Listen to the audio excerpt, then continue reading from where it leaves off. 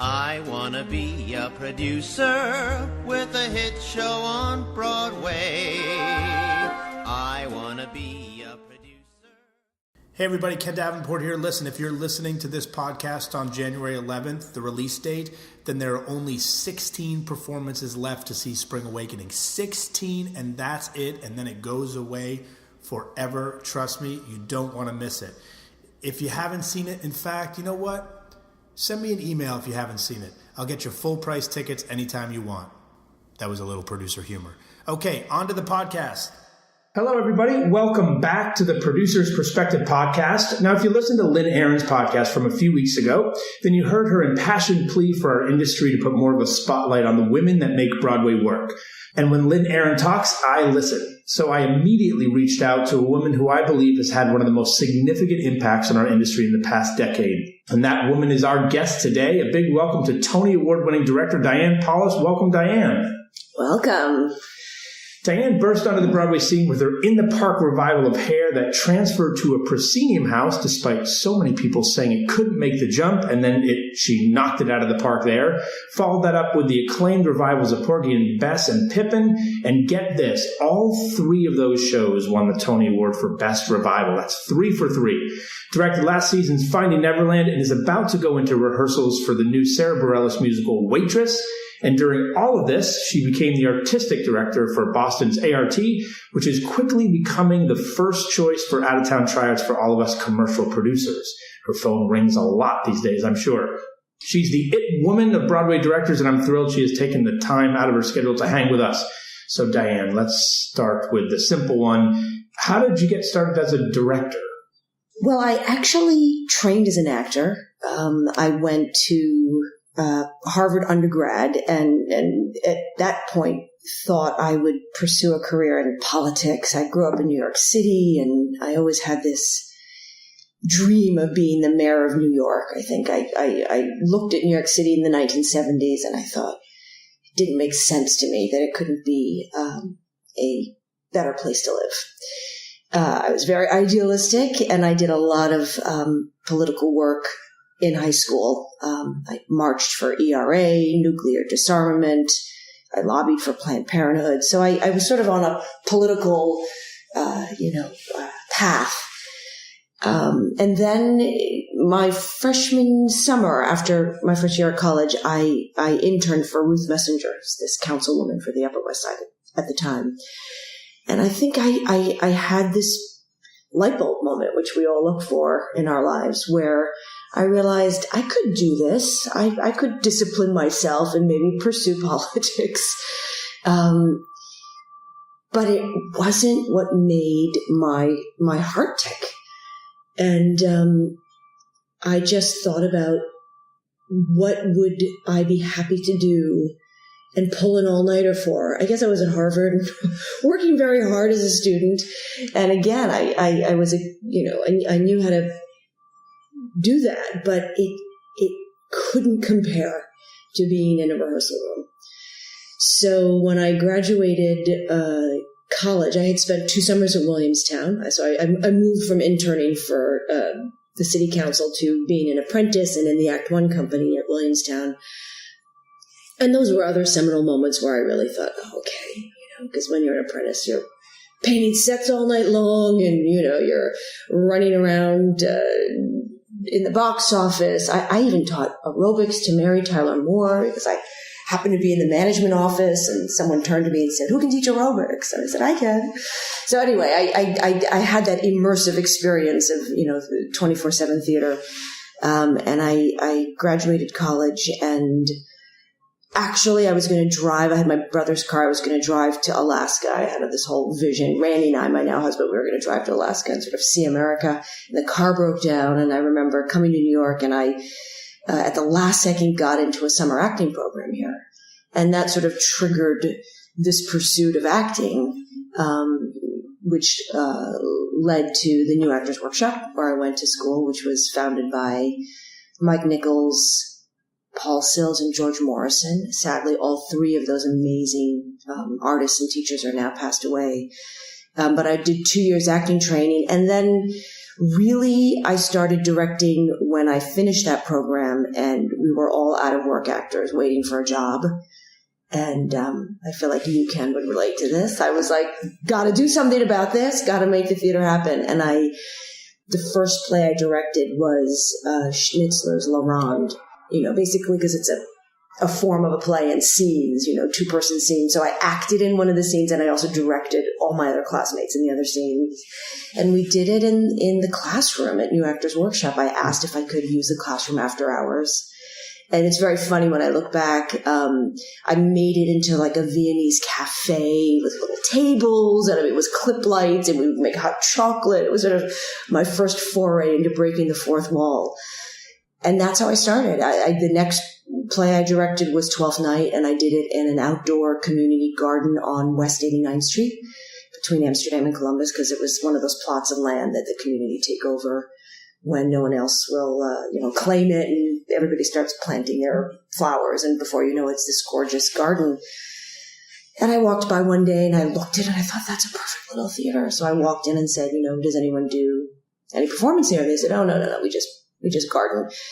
But if you'd want to, you'd have to talk to the board, and they meet, the first Monday of every month in the lobby of that building over there.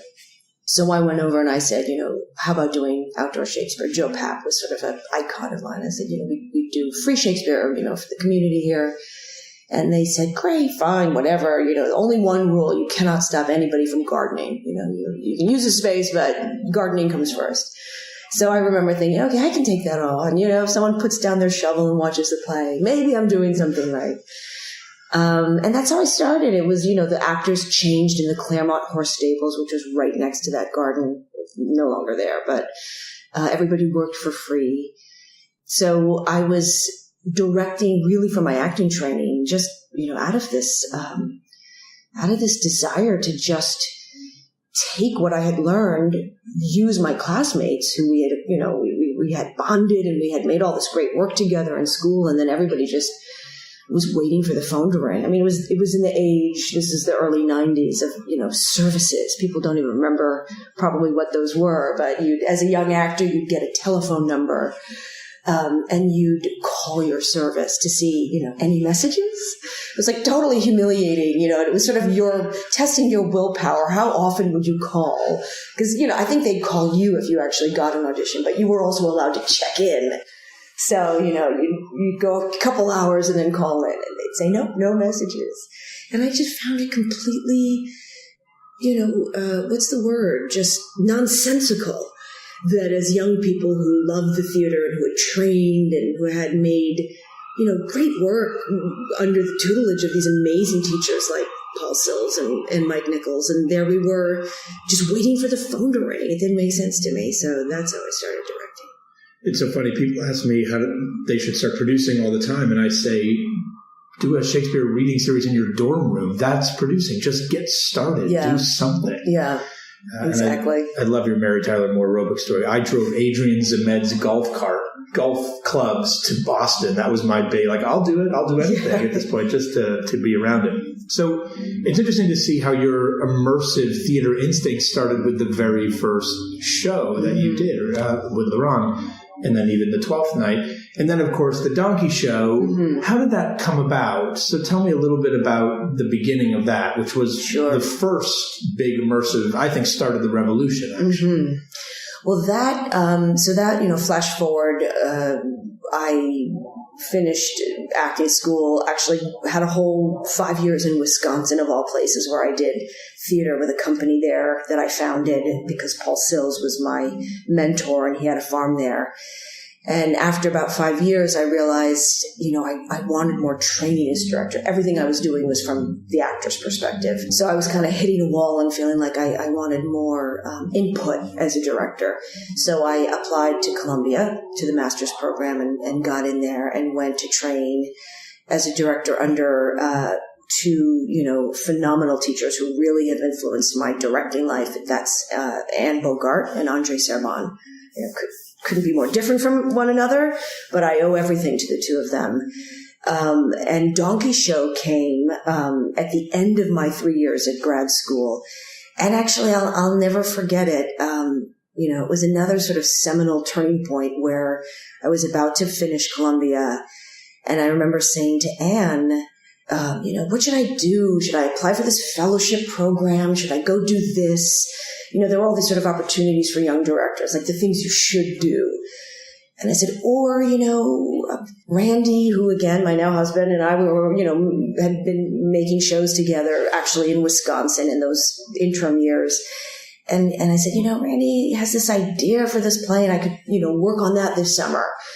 And Anne said she actually did something. She took a finger, she pointed to my heart and touched my heart. And she said, follow your heart and, therein will lie all your riches. And I'll never forget that. And so, of course, what did I do? I didn't do any of those things you should do. And Randy and I got some of the actors from Columbia School of the Arts grad program, our friends, my friends who I directed in all these scenes during grad school. And when we started, it was just these two women, Anna Wilson and Rachel Murray, these two actresses. And Randy said, let's do this adaptation of Midsummer Night's Dream set in a 1970s disco, because he had this epiphany, actually having acted as Peter Quince in a really, very traditional version of Midsummer Night's Dream in Wisconsin, and was so frustrated. They didn't have enough actors, so he did the role, and he would sit backstage, and it was your typical cuddly production where, Bottom is so cute, and Titania's putting flowers in the ass's ears, and it's all very funny and sweet. And he's like, this is wrong. This is bestiality. Does no one see the cruelty in this play? So he had this obsession. And, I'm talking about Randy because we dated in high school and we went to Studio 54. That was part of kind of our, experience together. So he had this idea of mashing up Midsummer Night's Dream, setting the kind of enchanted Athenian woods as the dance floor of Studio 54. Where you could run away and be anyone you wanted to be, like the lovers run to the Athenian woods, and there are fairies and, there's magic dust that gets you high and all that. So I mentioned Columbia because we created it in the lobby of Dodge Hall, which is the arts building on the Columbia campus, only because my ID still swiped. I mean, it was that ghetto. And we'd show up in the lobby, this marble lobby, and we'd have a boombox. And we started rehearsing it, and it was kind of pre-internet. And Randy was interested in all these disco songs, so we would get the cheesy disco compilations from the Love Drug stores back then, and we would have Rachel and Anna, who we were working with, they would transcribe all the lyrics, because this was before you could just get any lyric you wanted off the internet. And at first he was doing a study of disco songs because he thought he'd kind of write his own, and it's why would I write my own? These are masterpieces. So he created a structure where every disco song kind of was chosen to serve the plot point, and the convention was that these were lovers on the dance floor, and a song would come on that the DJ was playing, and they'd sing along to it because it was capturing exactly what they were feeling, like Thelma Houston's "Don't Leave Me This Way." That was Helena, singing to Demetrius, "Don't leave me this way. I can't survive without your love." And so we made this little show, and it's so funny you bring it up because just yesterday we went down to the Lower East Side, and this is a piece of theater history that I had that feeling yesterday walking on Ludlow Street because it's completely changed. It's all high-end boutiques and restaurants, and I really had that feeling of, oh my God, a neighborhood can be erased. But I grew up as a young director in those years. I don't even know if they were on your radar even, or you were too uptown on Broadway by then, but Randy and I did all our work on Ludlow Street at Toto Conata, at a place called the Piano Store, House of Candles. It was sort of this hotbed of the off-Broadway scene. And Aaron Bell, who was a little impresario of that neighborhood, had taken over the space. It's still there, and if you go there it's on Ludlow between Stanton and Rivington. It says Pianos Outside. It's now a club, like a fancy little, or a restaurant. But it was a piano store, which was a front for a speakeasy. So on the back of this, little room of, storefront was this small little club with a balcony. I mean, small, could fit 100 people. And so we asked Aaron if we could do the donkey show there, and he gave us the midnight slot. And he was doing all sorts of little plays, that were like folding chairs, and everybody would do their downtown show for like 50 people. So the first thing we did is we took all the chairs, we stuck them in the basement, so it would be like an empty space, like a little dance floor. And then Randy borrowed the red robes from the restaurant across the street. I mean, it's so funny that he now like owns the box, but he took the red ropes and would put them outside the piano store and stand on the street. And we would do the show at midnight. We'd put the boombox in the window and blast disco music. And the actors would go change at the coffee shop up the block, the Pink Pony, Titania in her like pasties and high, thigh-high leather boots. And she would walk down Ludlow Street. And, the cop cars would circle around and we'd make a scene on the street. And Randy would hawk every offer. Money back guarantee, 2 for 1, ladies' night, and we would line the people up on the street. And then eventually we took the actors out on the street and we developed like the street version, the portion of the donkey show. And we did this every Friday and Saturday night at midnight for, I don't know, like 6 months. And none of the actors got paid. Everybody took their costumes home in a shoebox. We had a little piece of white linoleum floor that we would tape down with duct tape and, flash colored lights on it to make it look like, the disco dance floor in a Saturday Night Fever. And it's still when you could smoke in New York. So people would come and they would smoke in this teeny little theater. And, ashes would be all over the dance floor. And we'd throw glitter. And at the end, at like 3 o'clock in the morning, the actors would scoop up the glitter. This is how real it got. And they would come to me and they'd ask me, like, Diane, is this glitter still good? And we'd like separate it and put it in baggies for the next week. So that's how we did it. But it was like a religion. I mean, I always tell the story because it would never have happened if we didn't do it, out of that passion for the show. And here's the truth. We were doing another show called Franken. It was like this Victorian adaptation of the Frankenstein story. We were doing that at 10. And then at midnight, we do Donkey Show and this Frankenweeder show, which was very clever and funny. That got like the review, I can't remember, in the Village Voice, or it got a pick and Time Out. No one had a press agent. We were just underground. So we'd do that show and like 8 people would show up. That was what it was like when you did downtown theater. 8, 10, maybe 15. And then midnight would roll around and it was like 50 people, 100 people, 150 people. And the internet had just started and we had this VIP policy where if you saw the show, you could get on the VIP list and you could come back for free if you brought a paying friend. So it just multiplied. And it was sort of the birth of the internet. And Randy and I would stand at the door and we were amazed because there we were. We had the listings in Time Out in the Village Voice for Frankenweeder. No one was showing up.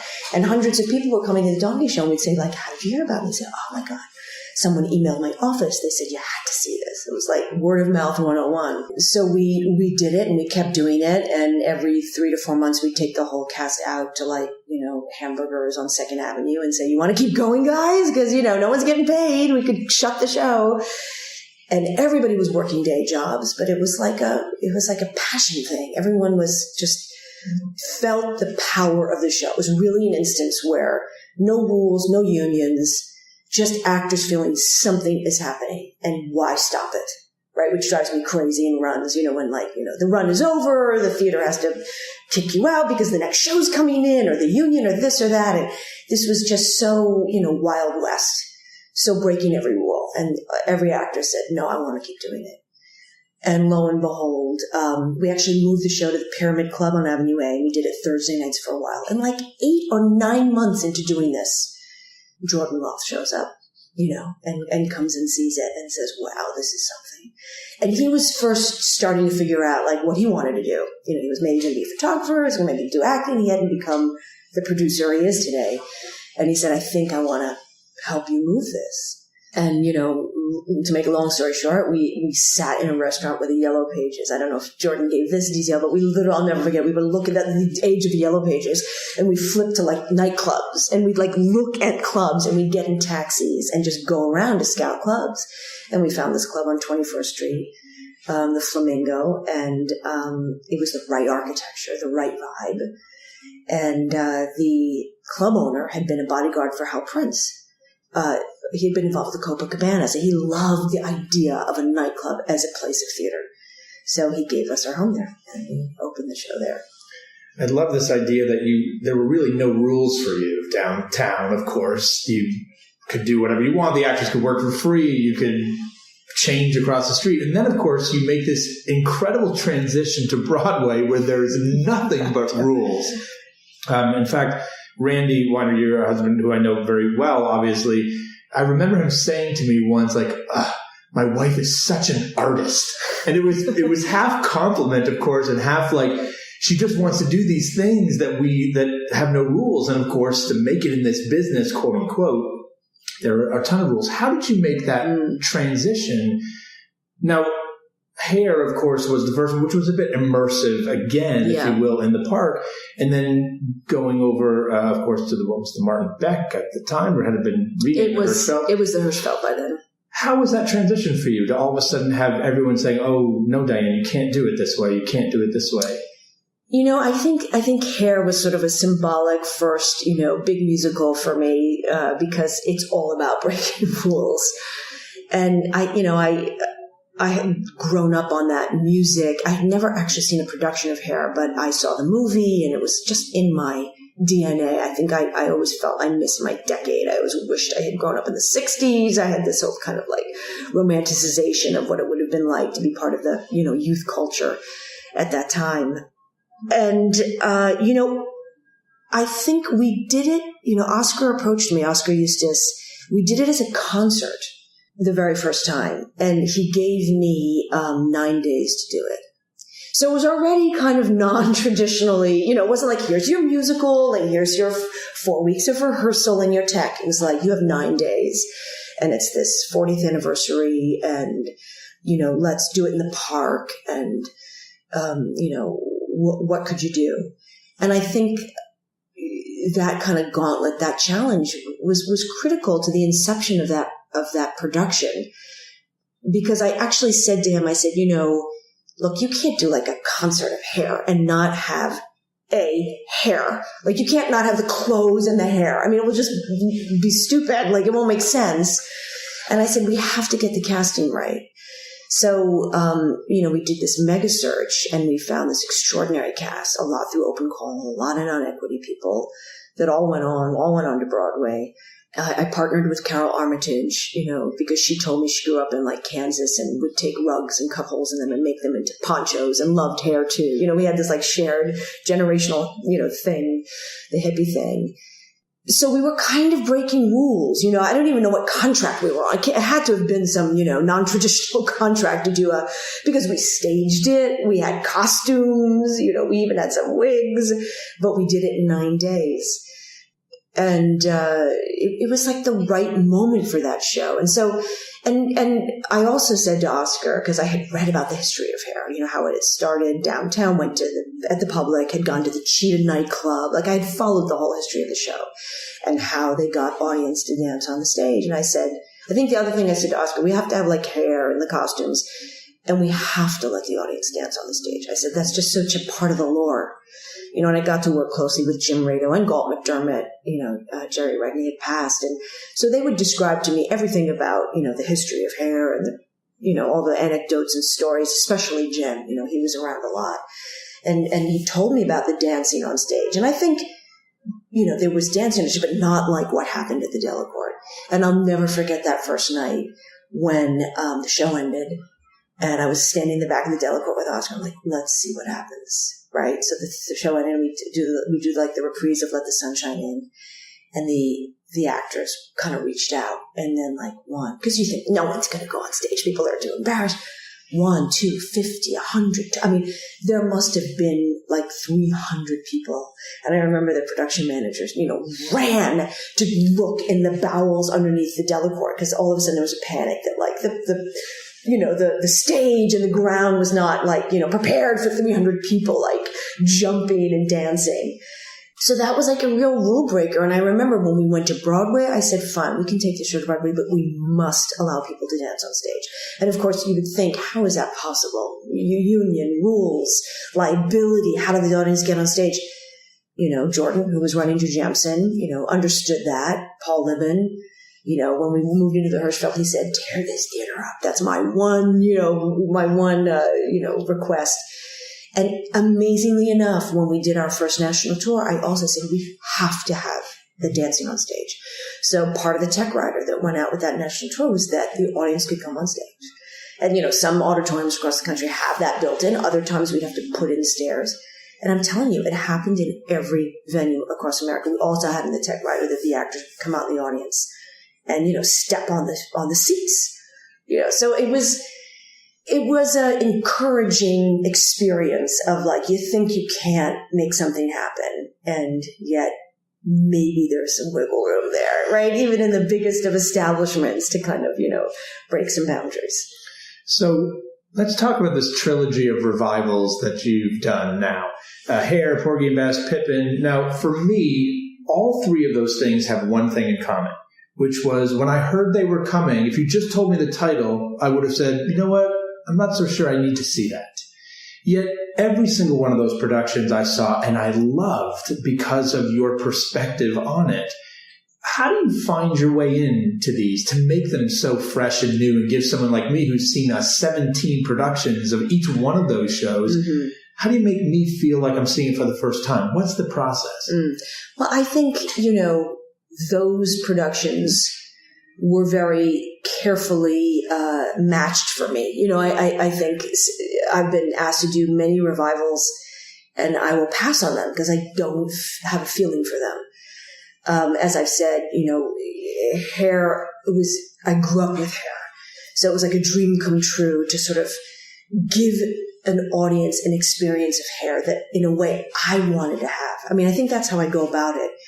Is there a potential in the show that I can viscerally, emotionally connect to, that I want to live inside? Porgy and Bess, I didn't know as well. I more or less knew it from this production at City Opera I had seen. And I remember seeing it and thinking, okay, this is an opera with a lot of hits, like a lot of hit songs. And I remember weeping because it's so emotionally powerful. I'm thinking, maybe one day I'll be asked to direct this opera. And working on Porgy and Bess was a whole immersion into the history of that work. The creation of it and also the production history of it and how complicated that was. It was such a larger undertaking just historically or, looking at American culture and social history. Hair as well. When I finished directing Hair, I did ask myself, like, this is fun. What would I want to do next? And Pippin was next on the list. Because I had grown up with Pippin in the 70s. I grew up in New York City. I saw Pippin 3 times when I was like 8 and 9. And I hadn't looked at the script ever, but I just remembered something like visceral and powerful and seductive and theatrical about Pippin. And I had loved the score. But the rights were held up with some other ventures in London. So, Porgy and Bess came along. That was a little detour for a couple of years. And then I finally got to Pippin. But all 3 musicals, they couldn't be more different. But when I look at all 3, they all have to do with community.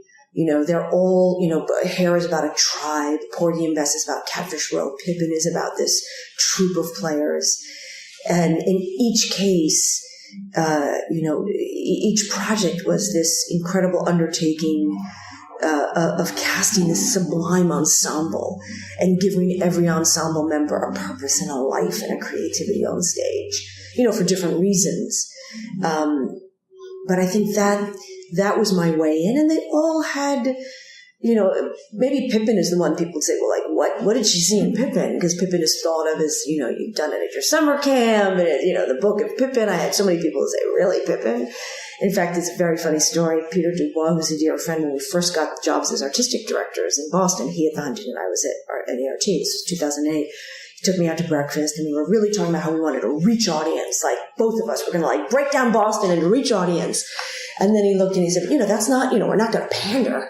It's like, it's not like I'm going to do Pippin at the Huntington. And of course, I remember sitting at the breakfast table thinking, well, I'd like to do Pippin. But that's because I think I saw something in Pippin. And when I actually looked at the script, and I was like, oh my God, this is like a medieval morality play.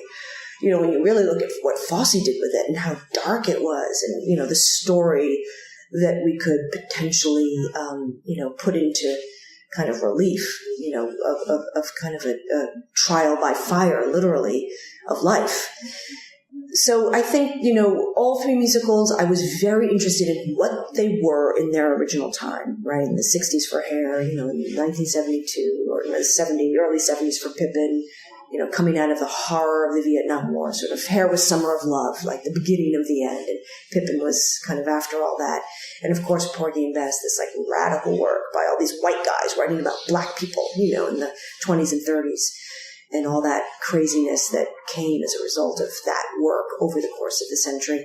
I really wanted to understand what made them tick in their time, and how could I recreate that experience for an audience today, which is not about replicating it. It's about finding out what was the visceral experience. I'm sort of obsessed about that. I read about the premiere of Marriage of Figaro, the Mozart opera, and you read about how people stayed online like all night long to get in. And there was like basically a stampede because people were so eager to be at the show that they pressed each other, and like someone almost died because they got squished to death at like the premiere of this opera, and that there were like 8 encores, to the point that Joseph II the next day banned encores because he wasn't going to tolerate, all that repetition. But, that kind of idea that, Marriage of Figaro could feel like a rock concert in its time, how do you do that? You go to see Marriage of Figaro today, and it is the completely most removed thing from that experience. So, that's my interest. How do you take what was alive then and make it alive now? So you go from these revivals now, and now you're on to new musicals. Mm-hmm. So last year, Finding Neverland, brand spanking new and a mammoth of a show. Mm-hmm. And of course, Waitress this coming season. Do you have a preference for doing something new or finding the life in something old? New musicals are the hardest thing on the planet. That's what I'm going to say. So hard as a revival is, at least you're really focused on execution. I mean, actually, every revival I did, I worked with the authors, and in this case of Porgy and Bess with the estate, on crafting the revival, a revival kind of production script. But you're not questioning, like, is the story working, or do we need a new opening to Act 2, or, you're not questioning the actual architecture of the piece. And what's so hard in a new musical is you have to work as hard on the execution of it, and then while you're putting all that time and effort into the execution of it, you have to kind of stand back and say, okay, do we even have the book right? Do we even have the right song here? So you got to like let go, back up, maybe, drop a song or rewrite the structure, rewrite scenes. So it's kind of like a revival on steroids. I mean, it's just so hard. But in many ways, like perhaps more rewarding because you're creating something new, when you get it right, there's nothing like it because, I do think there's something for an audience when they come to see something new, a story being kind of unveiled for the first time. Now, Finding Neverland, you came on later into the process because there was a London production, et cetera, and Waitress, you've been around the process since the beginning. Do you like to get involved with new musicals from the get-go, or do you like them to be delivered to you? Well, oh, here's the script, here's the songs, and now we're ready for you to come in and put up a reading for us. Yeah. In my experience, it's always been the former. That writers and composers want a director involved pretty early to help shape the piece. And in the case of Finding Neverland, there had been another version of it, but when I was brought in early on in my time with the show, we basically started all over with Gary Barlow and Elliot Kennedy and James Graham, so it was a completely new scoring book. So it really was starting from scratch. And we went back to the film. In the case of both Finding Neverland and Waitress, the source material was the films. The Johnny Depp, Kate Winslet film, and also in Waitress's case, this, fabulous independent film by Adrian Shelley. So, that's like another challenge because you're doing an adaptation. It's not quite original from scratch.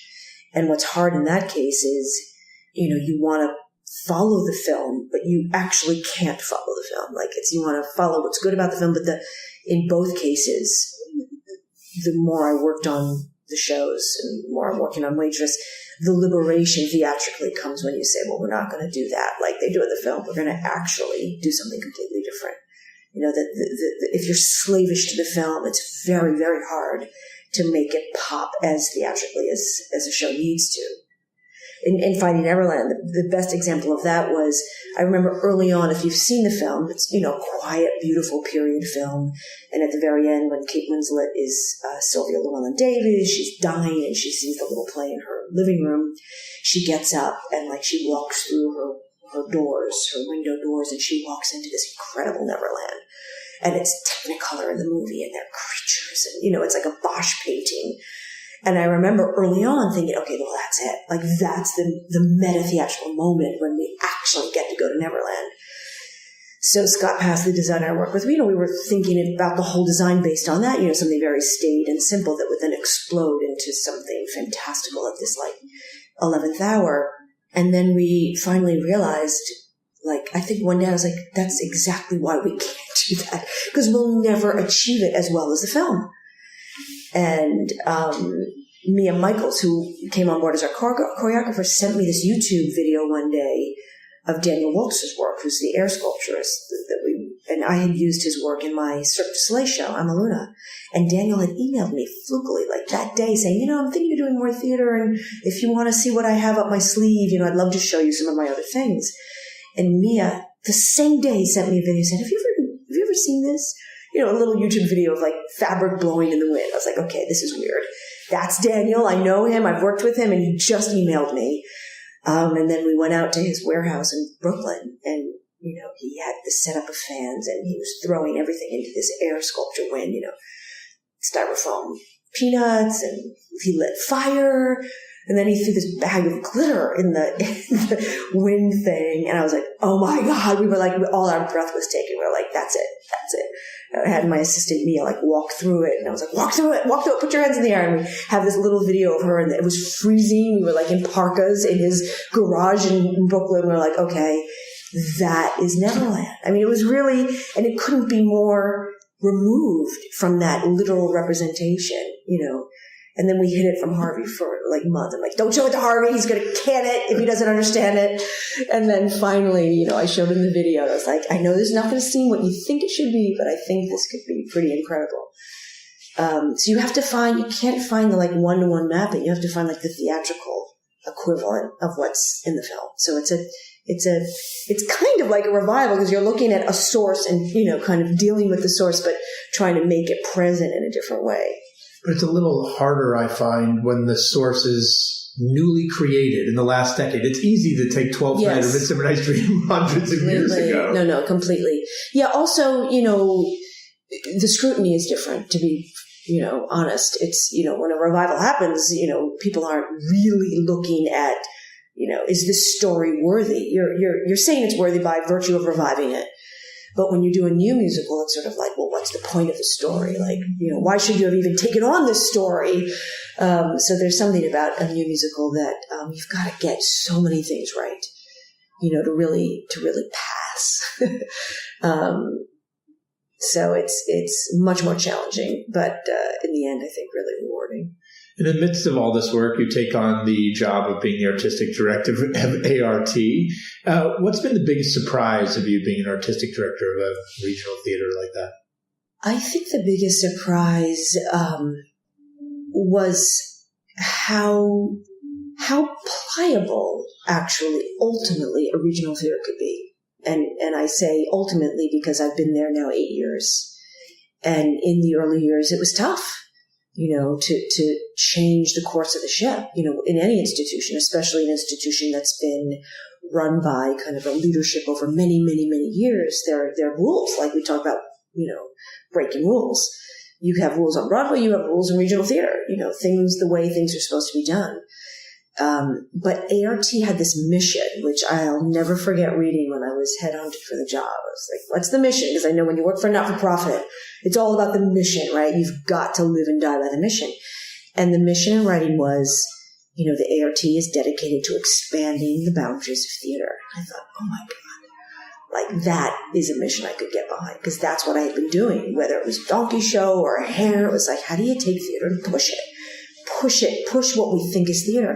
If that is this regional theater's institutional mission, there's a lot of permission there for experimentation, because it's kind of, that's in the words of the mission. And part of what I wouldn't say, so is it surprising? Maybe not surprising, because there it was, the board of the ART and the artistic leadership had agreed on that mission. So in the DNA of the ART, that impulse was obviously present. But what was surprising was actually, here's a way of saying what was surprising about how pliable it was. The audience was really, really eager to embrace a new path. And frankly, so were the critics in the Boston area. Of course, there were those people who were going to write whatever they want to write. And, there were reporters that wanted to, question the change that was happening.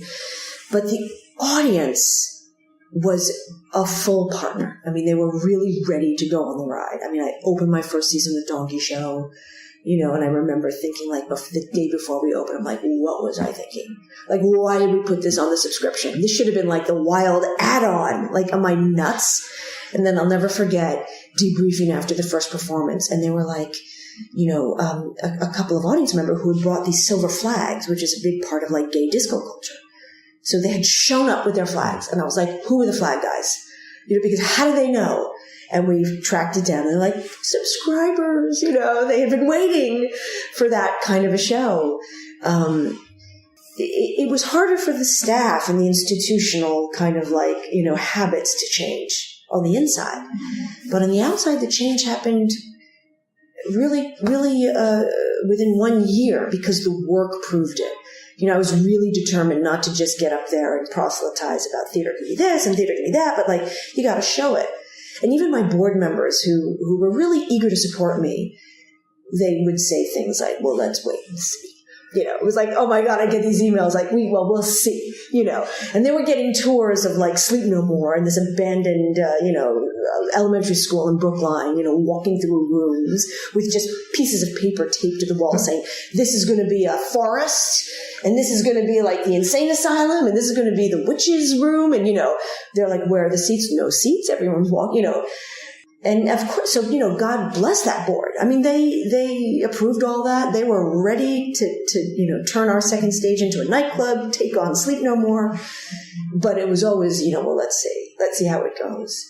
And I think the proof was in the connection, to the audience, which the ART had frankly lost. Everyone knew that just fundamental transaction was not happening at that theater. People weren't coming. There was no energy going on in the building. And that, for me, I remember taking on the job thinking, I was a Harvard student. I saw all of Robert Wilson and Philip Glass and Andre Serban, Julie Taymor. I saw all their seminal work at ART, Andre Serban in the 1980s. Brustein was an idol of mine. I interviewed him with my college thesis in his office, which is now my office. It was, that really rocked my world, seeing all that theater at the ART. So when I heard, okay, ART's not doing well, subscriptions are down, they're playing to 50% capacity, I remember thinking, what is wrong? Like, if the ART can't be flourishing, this avant-garde, cutting-edge theater at Harvard, in Boston, with all those young people and colleges, then that's not just a failure on the part of ART. That's like a case study for the American theater. Something, if I could figure out how to reignite that, then maybe it's a worthy undertaking for just the field. I mean, that's how I went there. I was also kind of feeling like I wanted to have an official voice at the table as a producer. Because when you're a freelance director, you're really not invited, to look at the budget. I think it's changing actually more and more, because I think the world has changed and directors are changing, but that idea of like the director's just going to be irresponsible, you can't show them the budget, they just want to do the art. That made me crazy, because I grew up on the Lower East Side, paying for everything with a penny, out of a little kitty of envelope of cash. So my whole experience of making art had to do with like, the business of it. But that's not what regional theater was founded on. Regional theater was founded on its art. The public doesn't know they want it. They won't buy tickets for it, so you have to subsidize it. The public will never pay. You could never commercially pay. The public could never subsidize it by ticket sales, right? You've got to support it. And, God knows that philanthropy for the arts is necessary. It's still necessary at the ART, no matter how much we sell to 98% capacity these days. We absolutely rely on the philanthropy. But the philanthropy that we need, I always say, is about R&D. It's about R&D. And I think people in the arts don't appreciate, I have a lot of entrepreneurs on my board. And, any big successful innovation, right? Invention, big business, big buck success comes from many, many, many failures. You've got to do R&D on things, and you've got to, try, maybe abort certain projects. Things come, they go. If you don't do that R&D, you don't have the chance at the innovation. And that needs subsidy. So, the philanthropy is really important. I always think about and use the comparison to the pharmaceutical industry about how much money they will pay in R&D to come up with a drug that changes the world. Yeah, exactly. Right? We have to dedicate that kind of resources. Right. Okay, so last question, which we call my Genie Question, which I ask all of my guests.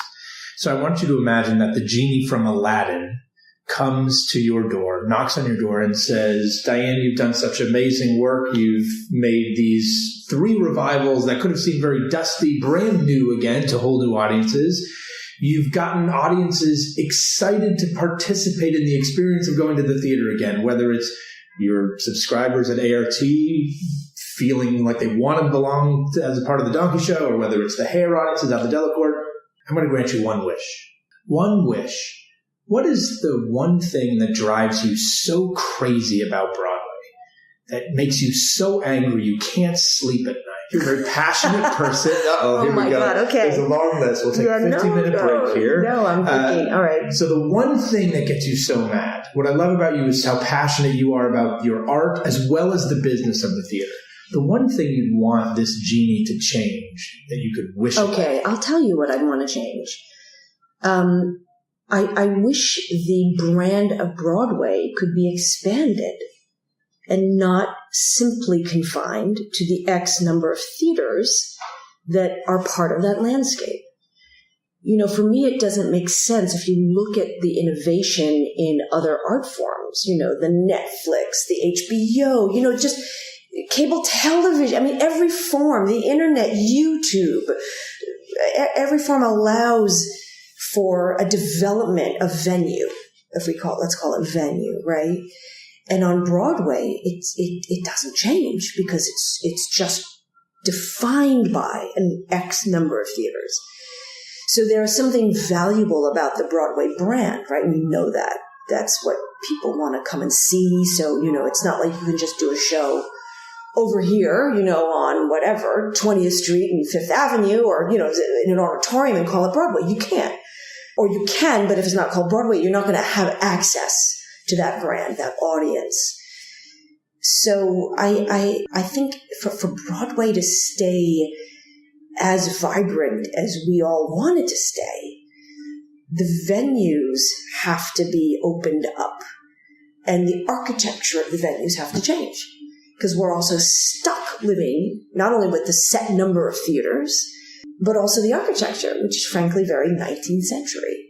So, when you think about the next generation of audience that wants to experience theater in new ways, there's just a limitation. I mean, yeah, you can take a Broadway theater and rip out all the seats and, be the one that does that. And maybe more and more will happen.